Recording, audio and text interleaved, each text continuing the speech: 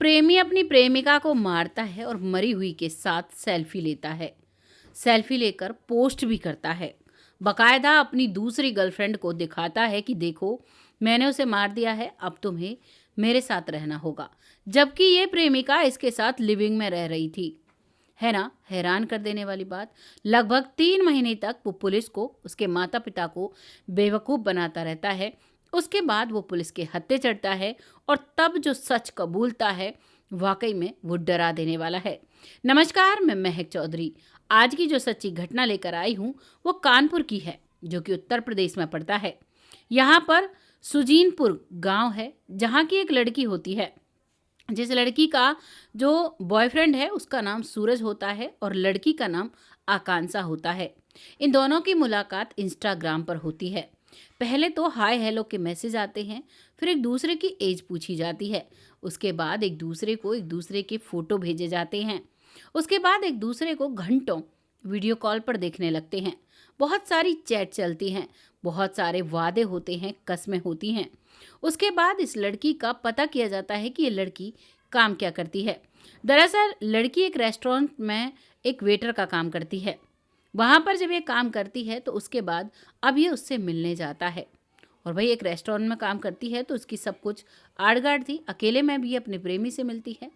उसके बाद इसका प्रेमी कहता है कि तुम जो बर्रा में जो रेस्टोरेंट है इसमें काम करती हो, इसे छोड़ो और मेरे नज़दीक एक हामिरपुर रोड पर एक कान्हा नाम का रेस्टोरेंट है, उसमें तुम काम करना शुरू कर दो, क्योंकि वो मेरे नज़दीक है। वहीं पर इसे एक रूम दिलवाया जाता है। हनुमंत विहार में वो रूम लेते हैं और उस रूम पर अब सूरज और आकांक्षा लिविंग रिलेशनशिप में रहने लगते हैं। आकांक्षा अपने माता पिता से ज़्यादातर व्हाट्सएप या मैसेज पर बात किया करती थी, कभी कभार कॉल भी किया करती थी। वो हमेशा बताती थी कि यहाँ पर कमाई हो रही है, वहाँ से वो पैसे जोड़कर अपने माता पिता को भेज दिया करती थी और कहती थी कि मैं यहाँ पर काम करती हूँ। वो नहीं बताती है कि मैं यहाँ पर अपने बॉयफ्रेंड के साथ रहती हूँ। लेकिन एक दिन उसके परिवार को पता चलता है। परिवार गरीब हालत में था। वो उन्हें बताती है कि ये मेरा दोस्त है। हालांकि उसका पिता कहता है कि लड़कों से कोई दोस्ती नहीं होती बेटा, लेकिन बेटी अकेली रहती थी तो वो सोचते हैं कि चलो, कम से कम इसका ये दोस्त तो है जो हमें इसकी खबर सुध देता रहेगा कि कभी ये काम में भी बिजी रहती है। तो अब इस बात को सुनकर वो चुप हो जाते हैं और वो लड़की अपनी ज़िंदगी जीने लगती है। लेकिन लगातार 3 महीने हो जाते हैं और ये माता पिता अपनी बेटी से फ़ोन पर बातें नहीं कर पाते हैं। हालांकि व्हाट्सएप चैट का लगातार जवाब मिलता है, मैसेजेस का लगातार जवाब मिलता है और उधर से हालचाल भी पूछा जाता है। और उसके बाद जब 3 महीने हो जाते हैं, फ़ोन पर बात नहीं होती हैं, तो इसके पिता जहाँ पर वो लड़की एड्रेस बताती है वहाँ पर आता है। यानी कि हामिरपुर रोड पर जो कान्हा रेस्टोरेंट था उसमें भी आते हैं। तो वो कहते हैं कि 3 महीने से आपकी बेटी काम पर नहीं आई। पिता इस बात को सुनकर हैरान था कि 3 महीने से ही उसने हमसे बात करना बंद कर दिया। वो सीधा पुलिस स्टेशन जाता है। वहाँ जाकर कहता है कि मेरी बेटी गायब हो गई है।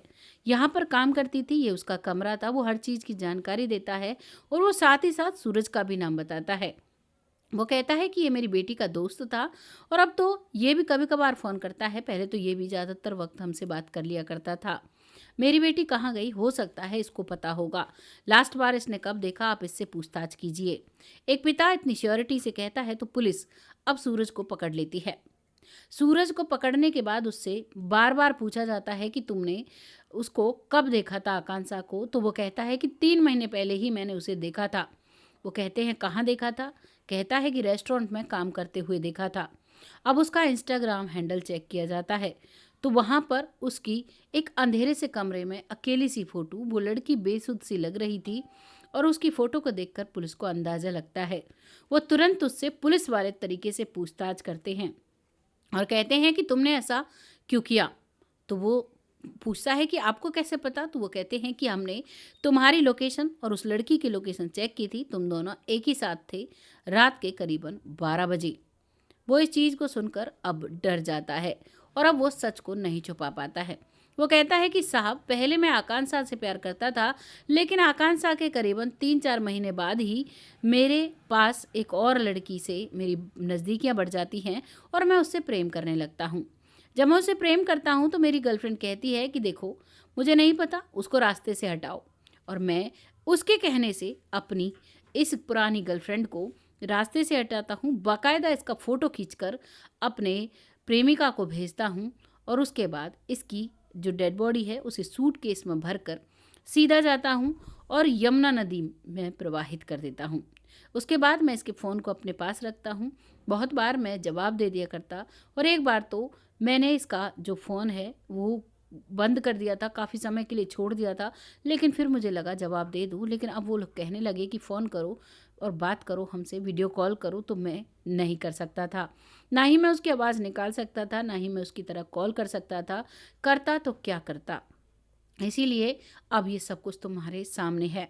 इस बात को सुनते ही माता पिता का रो रो कर बुरा हाल हो जाता है और अब 3 महीने पहले फेंकी गई डेड बॉडी, जो कि यमुना नदी में फेंकी गई थी, वो क्या मिल सकती है। वो डेड बॉडी आज तक भी मिली नहीं। वो लड़की इस दुनिया से चली गई जो अपने माता पिता के लिए कमाने के लिए बाहर आई थी, रेस्टोरेंट में काम करती थी और जो पैसे बचते थे वो अपने माता पिता के लिए भेजती थी। यहाँ पर दोस्त के नाम पर सूरज ही था, जिसके साथ वो लिविंग में भी रहती थी। हर बात उसी से शेयर करती थी और उसी ने उसके साथ ऐसी घटना को अंजाम दिया। आप क्या कहना चाहेंगे इस कहानी के बारे में, जो कि एक सच्ची कहानी है। आज की जनरेशन ऐसा ही कर रही है, जाने के बाद तुरंत लिविंग में रहने लगते हैं। लड़के लड़कियों की दोस्ती हमने पहले कभी नहीं सुनी थी। लड़के लड़कियों के केवल रिश्ते रहा करते थे और ऐसी दोस्ती अब बहुत ज़्यादा देखने को मिल रही हैं। अब तो बहुत से लोग दोस्ती करते हैं और कुछ दिन रहते हैं, उसके बाद उन्हें नए दोस्त मिल जाते हैं और ठीक कपड़ों की तरह ये गर्लफ्रेंड बॉयफ्रेंड बदलते हैं। यहाँ पर लड़की को धोखा मिलता है, धोखा देने वाला लड़का होता है और लड़का उसे मारकर उसके साथ सेल्फी लेकर उसे यमुना जी में प्रवाहित कर देता है। आपको इस कहानी को सुनकर क्या लगा है, आपको कहानी कैसी लगी है, आप अपनी राय कमेंट बॉक्स में ज़रूर लिखिएगा और इस वीडियो को शेयर ज़रूर कीजिएगा। यंग जनरेशन के जो बच्चे हैं वो ज़रूर कुछ ना कुछ सीख लेंगे, क्योंकि यहाँ पर लड़की को मारा जाता है, किसी किसी केस में लड़के को मार दिया जाता है, लेकिन दोनों तरफ नुकसान माता पिता का होता है। उन माता पिता का जो अपने बच्चे को पाल पोस कर बड़ा करते हैं और उसके बाद उम्मीद करते हैं कि अब वो हमारे लिए कुछ करेंगे, अब वो हमारा नाम रोशन करेंगे, लेकिन बच्चे बच्चियां अलग रास्ते पर निकल जाते हैं। वो माता पिता का नाम तो दूर की बात है, वो माता पिता तक को भूल जाते हैं और फिर उनके साथ ऐसा घटित हो जाता है। आपको जो भी लगता है आप लिखिएगा। बहुत जल्द ऐसी किसी सच्ची जानकारी के साथ आती हूँ। तब तक के लिए जय हिंद, जय भारत।